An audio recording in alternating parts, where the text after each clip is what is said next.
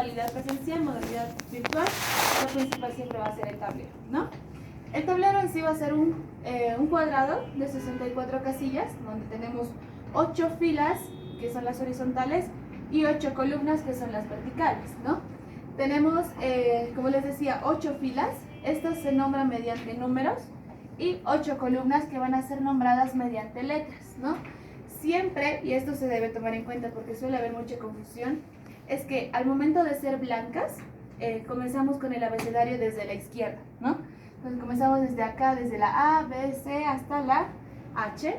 Y cuando se juega de negras, comenzamos con el abecedario desde la derecha, ¿no? Entonces con las blancas desde la izquierda, con negras desde la derecha. Y cada uno tiene ahí su tablero, entonces puede verificar que esto siempre va a pasar, ¿no? Suele confundirse de que se dice normalmente, comenzamos siempre desde la izquierda, entonces las negras se confunden y confunden la H con la A, ¿no? Porque van a empezar desde la izquierda. Pero como están haciendo una vista espejo, ¿no? Entonces para ellos sería la derecha, donde se comienza con el abecedario.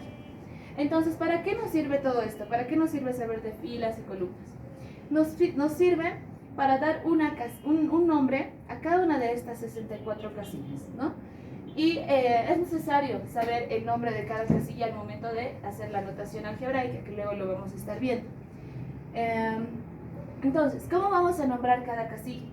Primero vamos a nombrar, vamos a ubicar la columna en la que se encuentra. Por ejemplo, si nosotros quisiéramos ver el nombre de esta casilla, donde está este peón, vamos a identificar la columna, que sería la columna F, y luego la fila, que sería 5. Entonces siempre es primero la letra y luego el número. Entonces sería la casilla F5, ¿no? Pasa lo mismo con todas las casillas. Por ejemplo, esta sería la casilla D6, podríamos nombrar a las 64 casillas como, ¿no? Quizás aquí algo que les puede servir a los estudiantes para ubicarse, ¿no? Es que siempre la dama va a estar en la columna D, ¿no? Como D de dama, entonces es fácil de ubicarse así también. Entonces eso, es así como se da el nombre a cada casilla, ¿no? Entonces esta va a ser la base para lo que vamos a pasar luego, que es la notación algebraica, que sí va a ser el lenguaje del ajedrez, ¿no? Continuando más con esta parte, vamos a seguir hablando sobre la geometría del tablero. Habíamos hablado de filas y columnas, y también nuestro tablero se va a conformar por diagonales, ¿no? Como cualquier cuadrado tenemos una gran diagonal, ¿no? Bueno, en este caso vamos a tener dos gran diagonales, ese es el nombre de gran diagonal. Vamos a tener una diagonal de casillas blancas y una de casillas negras, ¿no? Esas son las gran diagonales. Y eso es bueno porque normalmente los alfiles son bastante buenos en estas diagonales, que son las que tienen mayor alcance, ¿no? Luego ya tenemos otras diagonales como tal, ¿no? Que van a ser el conjunto de casillas del mismo color en sentido oblicuo, ¿no? Entonces, esos son. Entonces vemos, ¿no? Que el tablero está conformado con filas, columnas y diagonales. Luego, ya un poquito hablando más de la geometría del tablero, ubicamos lo que es el centro. Tenemos el centro y el gran centro. El centro va a ser aquel conjunto de casillas conformado por 4. Acá, ese es el centro. Son 4 casillas. Y luego hablamos del gran centro. El gran centro va a estar formado por 16. Es este, ¿no? Entonces, en teoría,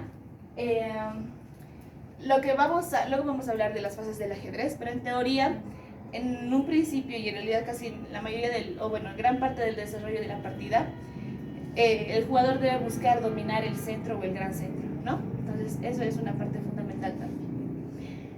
Una cosa más sobre la geometría del tablero, podríamos hablar sobre los flancos. ¿Qué son los flancos? Primero vamos a ubicar 2 flancos. Hay el flanco de rey y el flanco de dama. ¿Cómo los ubicamos? Dividiendo el tablero en 2 en sentido vertical, ¿no? Entonces, si dividimos así el tablero, vamos a tener un lado izquierdo y un lado derecho. Cada uno de estos lados van a ser los flancos. Entonces, ¿cuál es el flanco de dama? Va a ser el que se encuentre en el lado de la dama, ¿no? Acá falta la dama, aquí está. Entonces, este flanco, como está la dama ahí, va a ser el flanco de dama. Y el otro lado va a ser el flanco de rey, ¿no? Donde se encuentra el rey. Y ahí, esto también nos sirve ya para el momento de comentar partidas y también de identificar algunas aperturas. Han debido escuchar alguna vez sobre la apertura gambito de dama, gambito de rey, ¿no? Entonces es de acuerdo al flanco en el que se realiza el gambito, que es un sacrificio de peón con una compensación a cambio, ¿no? Entonces, bueno, concentrándonos en la parte de lo que es geometría del tablero, hemos mencionado filas, columnas, diagonales, centro, gran centro y flancos, ¿no? Así sería eso lo principal. Tenemos también ya lo que son los bordes del tablero, que no es muy necesario explicarlo, ¿no? Porque simplemente son los bordes. Y así eso. Entonces, la primera parte sería eso. Filas, columnas. Y es interesante y es bastante importante dar a conocer al estudiante sobre la geometría del tablero. Porque ellos tienen que saber ubicarse dónde se va a desarrollar su juego y conocer el terreno, ¿no? El campo de batalla. Entonces, una vez hecho esto, ya podríamos pasar a lo que es el juego como tal, ¿no? Entonces, bueno, hasta esa parte quizás alguien tiene alguna consulta en lo que es geometría del tablero como tal. Podemos pasar a la